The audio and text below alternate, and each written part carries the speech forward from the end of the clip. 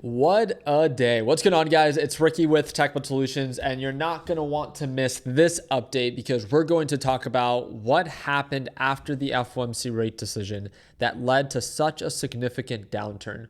On top of that, again, I ended up closing the day at $6,700 on the day. Again, this trade based off of continuation was taken or continued in today's live trading session with my LPP team. Again, if you're a beginner, if you're just getting started and you want access to my daily live sessions, you guys know exactly what you need to do. And it is the second link in the description down below. It is a discounted link that we have going on right now. So whenever you're ready, second link down below, you can watch me trade live as soon as tomorrow. With that being said, the big focus is the FOMC rate decision. And today we came in at 3.75% when the expectation was 3.75%, meaning that the Federal Reserve did not cut interest rates. Markets traded lower, but it was more based off of the sentiment, the tone of Jerome Powell. He listed a handful of things that were of concern. Inflation is sticky. Concerns about oil prices and causing inflation to continue to rise is, again, a focus right now. And also, the labor market is still weak. So what exactly is going on and how can you prepare for what's about to happen with the market?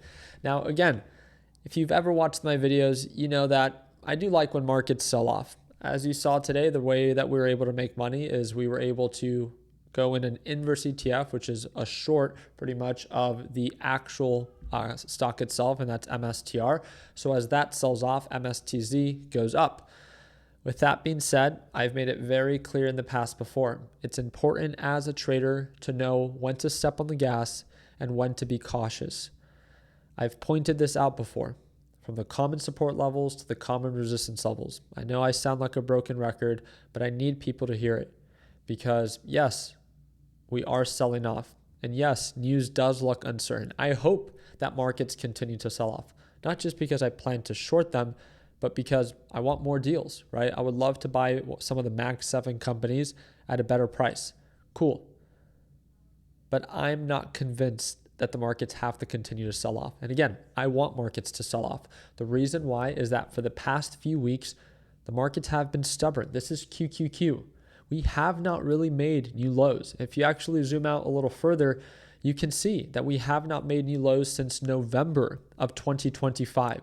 I think that's important to pay attention to because even with all the bad news that we've been seeing of the attacks in Iran and the escalation, guess what? Trump sends out a tweet and causes markets to quickly recover. The reason I'm making this video is, yes, to shed light on the concerns. BTC did drop.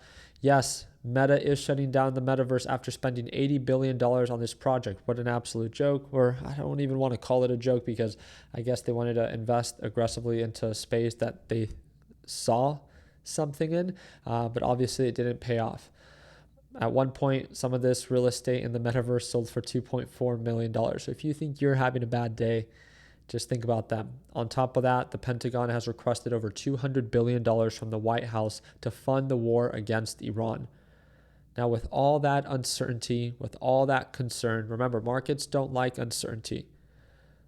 Be careful shorting the markets at these oversold levels based off previous patterns. I hope markets continue to drop, but I'm not convinced.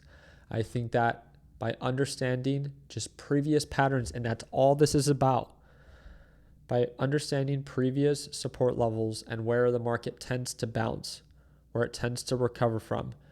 As we approach the lows of 595, it tends to be a common support range. But you might be like, but Ricky, that's for QQQ. I agree. But think about QQQ or SPY as like an incubator. They provide the type of environment that the markets need to either succeed or pull back. And although we did pull back today, this isn't anything new. This is a common support range. So if markets do begin to recover for whatever the reason might be, however little I might agree with it, you can't be surprised because they've been doing it over and over and over and over again. And trust me, if we do get that break of support and we do begin to make lower lows, I would love the idea of shorting the markets as they show signs of continuation.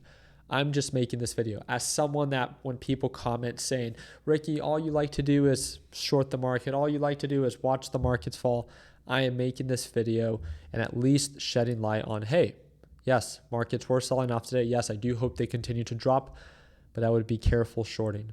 I would be careful carrying a short overnight, knowing that it could find a support and recover back to previous highs of 610. And if we see that recovery on the NASDAQ or on the S&P 500, it will most likely bring the rest of big tech with it.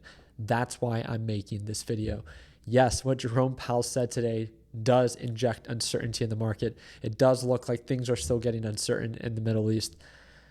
But the market does what the market wants. Markets have been super irrational. They've been stubborn and they've been consolidating. So again, I'm just sharing the message, not because I believe that I need to be wrong. I hope that I'm not right. I hope that markets continue to sell off. But I think it's important for people, especially beginners, to know when to step on the gas and when to maybe be cautious. I would be careful shorting at these technically oversold levels.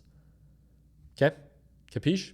That's all. I didn't have anything more for you when it comes down to that. Let me double check for reports for tomorrow. We have the initial claims, continuing claims. We have the new home sales report. That's going to be 30 minutes after the market's open. So we'll be talking about that in tomorrow's live trading session. And that's about it. Again, we had a lot of fun today. A lot of our team made a lot of money. But when in doubt, cash out. It's not your money until you take profits. And we can't make fun of bag holders if we end up doing the same thing that they do. And that's being greedy and not taking profits, right?